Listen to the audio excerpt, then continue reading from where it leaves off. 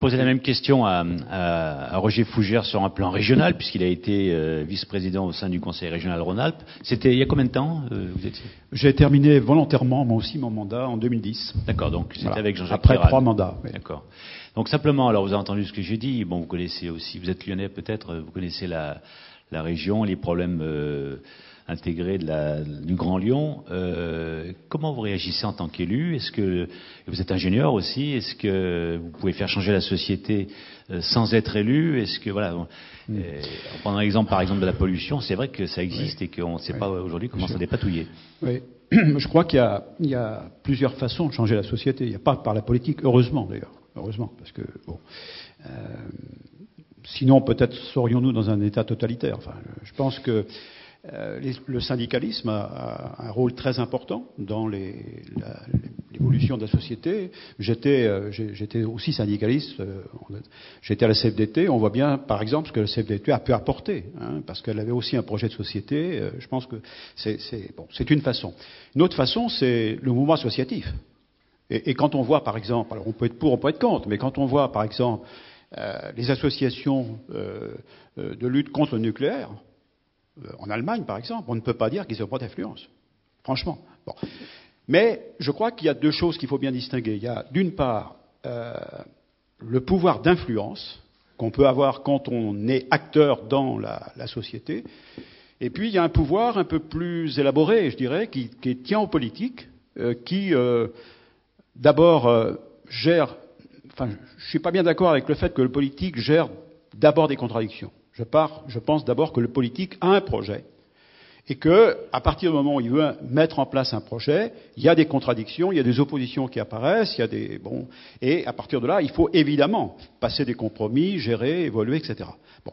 Mais je pense que la politique, c'est un peu comme pour l'ingénieur. C'est un peu la façon, disons, au travers du projet, de réunir un certain nombre d'éléments, etc. Voilà. Donc c'est en ce sens que, en tant qu'ingénieur, je me suis retrouvé, disons, dans la politique.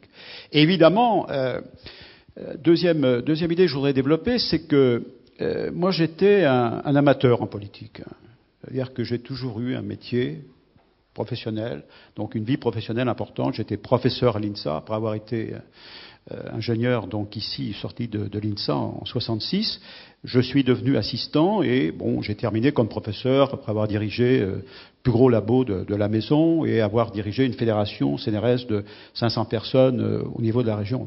Mais ce qui était pour moi très important dans mon activité politique, c'est d'être en contact continu, pas simplement en allant serrer des mains, en allant discuter, mais en étant acteur professionnel.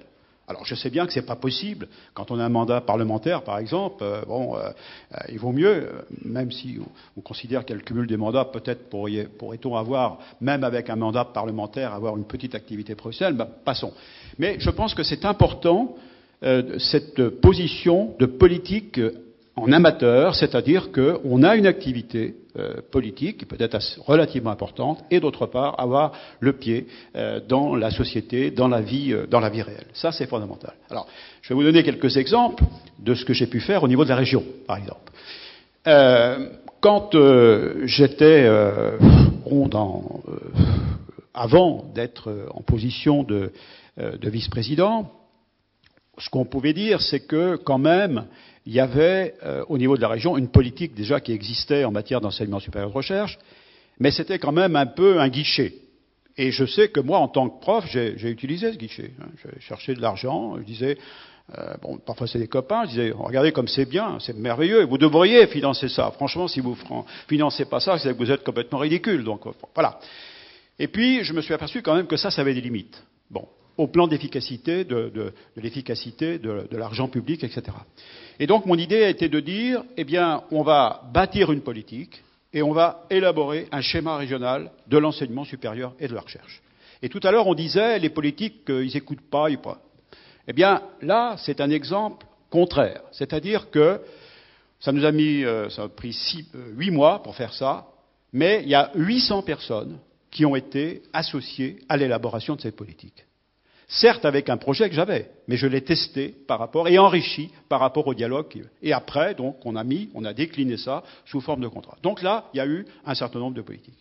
qui ont été mises en place, qui n'étaient plus des politiques de guichet. Et pour l'élu que j'étais, c'était très facile de dire non. Bon, un collègue, parce que je les connaissais pour beaucoup, parce que j'avais une politique, j'avais des choix, j'avais des priorités, etc. Et j'expliquais pourquoi je ne pouvais pas financer ça. Voilà. Donc ça, si vous voulez, c'est un point important. C'était la première fois en France qu'une région prenait une initiative de ce type.